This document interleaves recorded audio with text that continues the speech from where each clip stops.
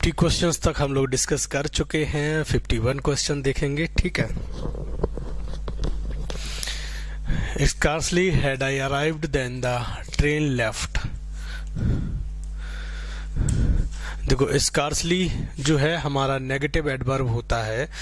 Scarcely देखो जितने भी टाइप के एडवर्ब होते हैं जब कभी सेंटेंस के स्टार्टिंग में आते हैं तो हम सेंटेंस में इन्वर्जन फॉलो करते हैं। इन्वर्जन का मतलब क्या होता है कि जो इंटेरोगेटिव जो कॉम्बिनेशन होता है इंटेरोगेटिव टाइप का, मतलब कि हेल्पिंग वर्ब हमारी पहले आ जाएगी, सब्जेक्ट हमारा बाद में आ जाएगा और इंटेरोगेटिव में लास्ट में क्वेश्चन मार्क होता है। बट इन्वर्जन में लास्ट में क्वेश्चन मार्क नहीं होता है, लास्ट में हमारा फुल स्टॉप ही होता है। पहली बात, जब भी हम नेगेटिव एडवर्ब लाते हैं सेंटेंस में, ठीक है, चाहे फिर वो स्कार्सली हो गया, हार्डली हो गया, सेल्डम हो गया, किसी भी टाइप के एडवर्ब हो गया, ठीक है, जो नेगेटिव एडवर्ब्स होते हैं तो हम इन्वर्जन फॉलो करते हैं। इन्वर्जन के बारे में हम लोगों ने देख लिया कि इन्वर्जन क्या होता है। सेम एज इंटेरोगेटिव तरीके से ही उस सेंटेंस का फॉर्मेशन होता है। सब्जेक्ट हमारा बाद में होता है, हेल्पिंग वर्ब पहले होती है, लास्ट में क्वेश्चन मार्क नहीं लगाना होता है। जो एक डिफरेंस है इंटेरोगेटिव और इसमें वो यही है कि लास्ट में क्वेश्चन मार्क नहीं लगाना है, ठीक है। तो स्कार्सली हैड आई, ठीक है, फॉर्म सही है, कोई प्रॉब्लम नहीं है। हमने इंटेरोगेटिव टाइप बनाना है तो इसमें हेल्पिंग वर्ब आगे ले ली, सब्जेक्ट हमने बाद में ले लिया, अराइव्ड यहाँ पे भीतरी हमने हेड की वजह से ले लिया, देन, ठीक है। एक बात और याद रखनी है, स्कार्सली और हार्डली, बेयरली जो कोलोकेशन फॉलो करते हैं, कोलोकेशन मतलब क्या होता है, फिक्स्ड पैटर्न होता है, ठीक है।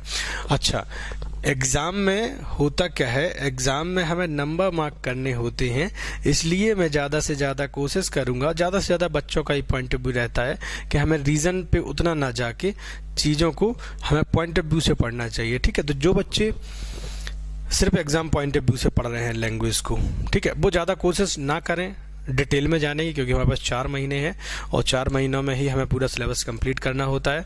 तो डिटेल में ना जाकर आप पॉइंट टू पॉइंट चीज़ों को पढ़ने की कोशिश करें। जिनके पास टाइम होता है उनके लिए मैं ऑलरेडी सारी चीज़ें डीप में डिस्कस करता हूँ। जो हमारी क्लासेस आएंगी ग्रामर से रिलेटेड उसमें बहुत सारी चीज़ें डीप में डिस्कस करेंगे, ठीक है। तो स्कार्सली जो कोलोकेशन फॉलो करता है हमारा, वो हमारा फॉलो करेगा वैन के साथ, ठीक है। स्कार्सली जैसे कि इधर और होता है, नीदर नॉर होता है ना, इस तरीके से, तो स्कार्सली फॉलो करेगा when.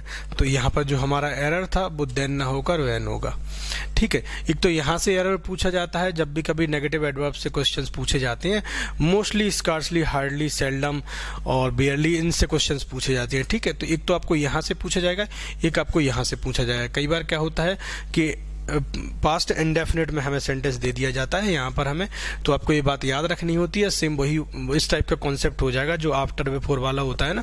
Scarcely had I arrived than the train left, ठीक है। ए एक्शन पहले हुई होती है इसलिए यहाँ पर पास्ट ऑफ पास्ट का यूज हुआ है और इसका जो है पास्ट इंडेफिनिट का यूज हुआ है, ठीक है। देन हम कंपैरिजन के लिए यूज करते हैं तो यहाँ कंपैरिजन हो नहीं रहा है, व्हेन टाइम बता रहा है वो किस टाइम, ठीक है, इसलिए।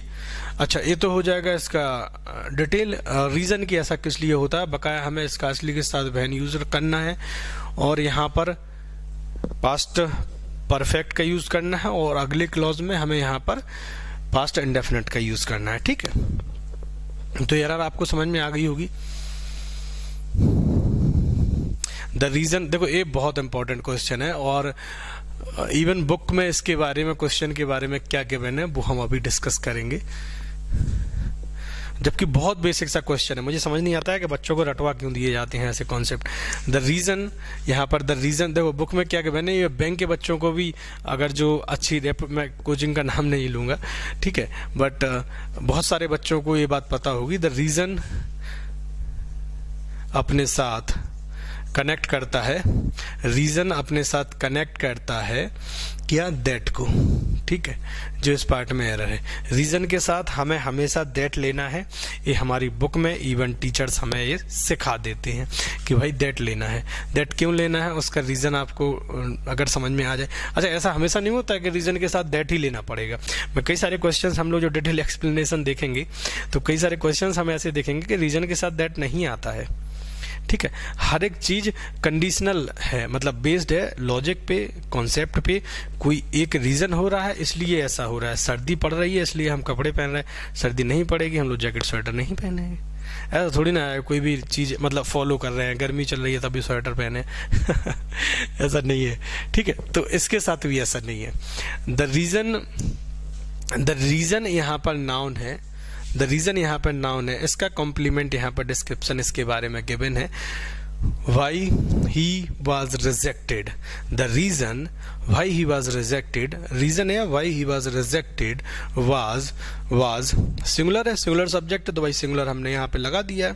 ये हमारा noun clause हो जाएगा यहाँ पे, सॉरी ये हमारा noun clause हो जाएगा।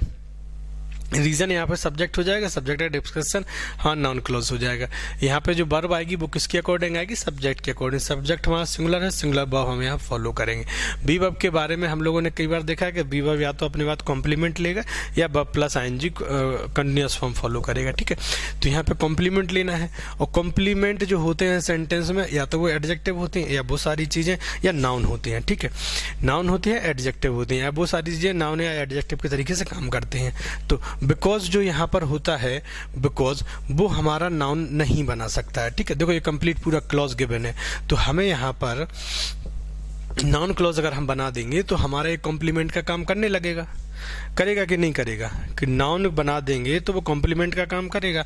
और बिकॉज जो है वो नाउन क्लॉज कभी बना नहीं पाएगा, ठीक है। बिकॉज ऑलरेडी रीजन शो करता है, बिकॉज हमारा नाउन क्लॉज नहीं बना पाएगा, इसलिए हमें यहाँ पर बिकॉज को हटाकर दैट लगाना होगा, ठीक है, दैट लगाना होगा। बात समझ में आ गई, दैट लगाना होगा। तो यहाँ पर हमें वॉज के लिए कॉम्प्लीमेंट चाहिए था, और कॉम्प्लीमेंट जो होते हैं, कॉम्प्लीमेंट क्या होता है, जो सब्जेक्ट का कॉम्प्लीमेंट करे, सब्जेक्ट का सिनोनिम हो, सब्जेक्ट का लिए यूज किया जा सके, ठीक है।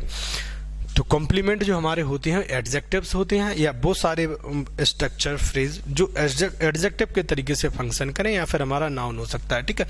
तो यहाँ पर नाउन क्लॉज हमने यूज कर लिया और हमारा सेंटेंस सही हो गया है। नाउन क्लॉज के बारे में अभी हम लोगों ने पहले भी एक क्वेश्चन देखा था, कई सारे क्वेश्चंस देखे हैं नाउन क्लॉज से रिलेटेड, ठीक है। तो ये है, तो ये हमें रटना नहीं है कि रीजन के बाद बिकॉज नहीं आएगा, ये नहीं आएगा, वो नहीं आएगा। भाई बिकॉज ना हो, रीजन के बाद कुछ एक वर्ड और दूसरा आ जाए, है ना, तब तो उसको सही मान लोगे। टीचर ने आपको बता दिया कि रीजन के साथ बिकॉज नहीं आना है, और क्वेश्चन में भी उसने दे दिया कि भाई बिकॉज यहाँ पे है ही नहीं, बिकॉज के बाद कुछ और दे दिया, मैंने यहाँ पर व्हाट दे दिया, या फिर कोई और WH फैमिली का वर्ड दे दिया, वेयर दे दिया। अगर वो कनेक्ट ही नहीं कर पाएगा मीनिंगफुल तरीके से, तो आप तो उसे सही मान लोगे, आप मान लोगे कि बिकॉज तो है नहीं और बिकॉज आना नहीं है, और दूसरा वर्ड कोई भी आ सकता है, ऐसा नहीं है, ठीक है। वो उसको कनेक्ट कर भी पा रहा है उस वर्ड को कि नहीं, ये भी तो देखना पड़ेगा ना हमें। चलो 52 क्वेश्चन हो गया हमारा।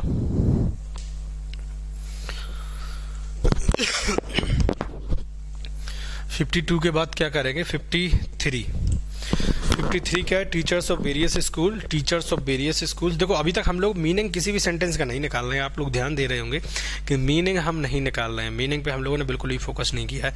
पूरा फोकस हम लोग कॉन्सेप्ट पे और जो वर्ड्स का अरेंजमेंट है उस पर फोकस कर रहे हैं। कोई वर्ड पर्टिकुलर जगह आ रहा है तो उसका रीजन क्या है, कोई वर्ड किसी वर्ड से कनेक्ट हो रहा है तो उसका रीजन क्या है, ये सारी चीजें देख रहे हैं, ठीक है। अभी हम लोगों ने मीनिंग पे बिल्कुल ही फोकस नहीं किया। टीचर्स यहाँ पर प्लूरल है, सबसे पहले हमें ये देखना है कि प्लूरल है तो प्लूरल वर्ब फॉलो करानी है। Teachers of various schools met, भाई पास्ट में आ गया है तो हमें वर्ब का कोई कॉम्बिनेशन देखना ही नहीं है, सिंगुलर है प्लूरल है। पास्ट की V2 जो होती है वो हमारा ऑलरेडी वो सब्जेक्ट कोई इम्पैक्ट उस पर आएगा नहीं। Teachers of various schools met to discuss about how to improve the standard of English, ठीक है। डिस्कस देखेंगे, डिस्कस जो हमारी होती है ट्रांसिटिव वर्ब, ठीक है। ट्रांसिटिव वर्ब होती है मतलब ये लेगा अपना ऑब्जेक्ट। ऑब्जेक्ट अगर कोई चीज लेती है, ऑब्जेक्ट अगर कोई चीज लेगा तो ऑब्जेक्ट क्या होती है, नाउन या वो सारे वर्ड या ग्रुप ऑफ वर्ड्स नाउन के तरीके से फंक्शन करें। सेम यहाँ पर पूरा कंप्लीट क्लॉज गिवन है तो हम यहाँ क्लॉज को ही डाल देंगे और नाउन का हमारा काम करने लगेगा, ठीक है। डिस्कस, डिस्कस के बाद अबाउट प्रपोजिशन को कोई मतलब है नहीं यहाँ पे, तो भाई इसको हम ड्रॉप कर देंगे और हमारा सेंटेंस सही हो जाएगा, ठीक है।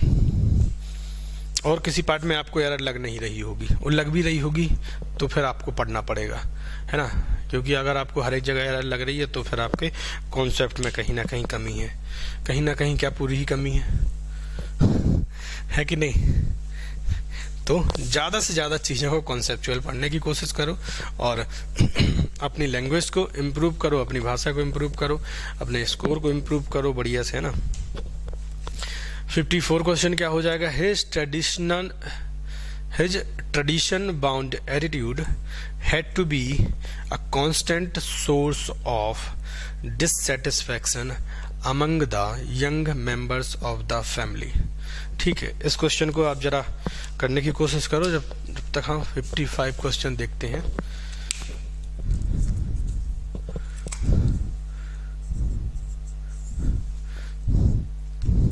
His tradition bound attitude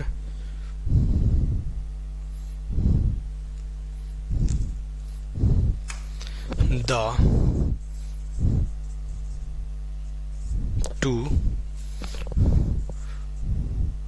first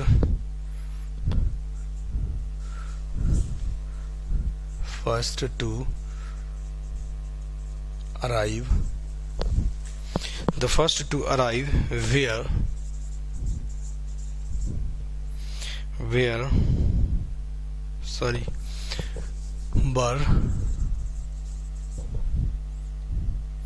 were the lucky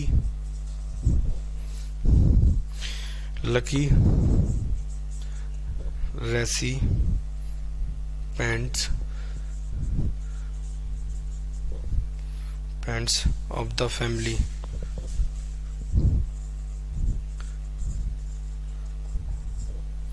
the family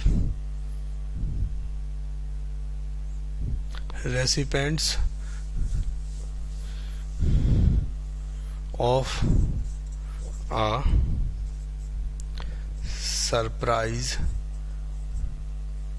of a surprise gift। ठीक है, the two first to arrive were the lucky recipients of a surprise gift। ठीक है, सबसे पहले हम लोग 44 क्वेश्चन को देखेंगे। 44 क्वेश्चन में कहाँ एरर है? The two first to arrive were the lucky recipients of a surprise gift। ठीक है, his tradition bound attitude, देखो ये हमारा क्या हो जाएगा? नाउन। ठीक है, सिंगुलर हो जाएगा, सिंगुलर। तो वर्ब कौन सी फॉलो करेंगे हम? सिंगुलर। हैज, हैड, इसमें हैड के साथ तो भाई ऐसा होता नहीं है कि सिंगुलर के साथ कुछ अलग है या प्लूरल के साथ कुछ अलग है, तो ये हो जाएगा। ठीक है, हैज टू, देखो हैज टू का मतलब क्या होता है? जैसे हमारा हैज टू, हैव टू या आपका हैड टू होता है, इसका मीनिंग हमारा क्या हो जाएगा? इसका मीनिंग हो जाएगा ऑब्लाइज्ड टू डू समथिंग। ठीक है, किसी चीज के लिए, जैसे you have to do it, you should do it. ठीक है, इन दोनों में डिफरेंस है। जब हम शुड या मस्ट का यूज करते हैं तो उसका अलग मीनिंग होता है, मतलब उतना फोर्सफुली नहीं वो बात बोली जाती है, इतना इंपॉर्टेंट नेसेसरी नहीं होता है वो। ठीक है, जितना हैज और हैव टू या हैव गॉट टू के साथ होता है। तो भाई यहाँ पर ये हो गया हैड टू। यहाँ पर देखो ये आप मॉडल के तरीके, सेमी मॉडल्स होते हैं, मॉडल के तरीके से यूज होते हैं, तो यहाँ पर वर्ब का कोई फॉर्म चेंज होता नहीं है, बी वर्ब आ जाती है यहाँ पर। ठीक है, तो his traditional bound attitude had to be a constant source of dissatisfaction. ठीक है, बी यहाँ पर आ गया है, बी वर्ब के बाद हमें ऑब्जेक्ट लेना है। देखो मीनिंग पे हम फोकस कम करके जो अरेंजमेंट है वर्ड पे, उन पे ज़्यादा चीज़ें फोकस करेंगे, जिससे हम ज़्यादा से ज़्यादा जल्दी से चीज़ों को समझ पाएंगे, उनकी अंडरस्टैंडिंग आपकी क्लियर हो जाएगी। वर्ड्स के बीच में जो कनेक्शन होता है, अगर वो समझ लिया तो मीनिंग तो कोई मतलब की है नहीं, मीनिंग है ना। अगर आप कॉम्पिटिशन को क्रैक करना चाह रहे हैं तो मीनिंग से ज़्यादा चीज़ों से बचिए, मीनिंग निकालने से। हैड टू बी यहाँ पर हमारा ये हो जाएगा, बी वर्ब हो जाएगी। बी वर्ब के लिए ऑब्जेक्ट चाहिए, कांस्टेंट सोर्स यहाँ पर जो है हमारा काउंटेबल है, यहाँ पे आर्टिकल आ गया, कोई एरर नहीं है। Source of dissatisfaction among the young members of the family. ठीक है, अमंग जो होता है प्लूरल के लिए यूज होता है, प्रपोजिशन यहाँ पर प्लूरल है, तो इस पार्ट में लगभग पूरे सेंटेंस में कोई एरर नहीं है। ठीक है, बात समझ में आ गया। लगभग पूरे पार्ट में कोई एरर नहीं है। अगर कंफ्यूजन आपको कहीं हो सकती थी तो वो इस पार्ट में हो सकती थी, हम लोगों ने डिस्कस कर लिया है, मगर एरर किसी पार्ट में है नहीं।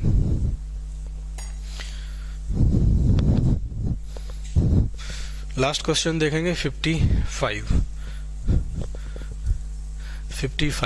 क्वेश्चन क्या है, द टू फर्स्ट, आपको समझ में ही आज आ गया होगा, क्योंकि जब हम बोलते हैं, देखो होता क्या है कि ये एडजेक्टिव से रिलेटेड एरर है, ठीक है।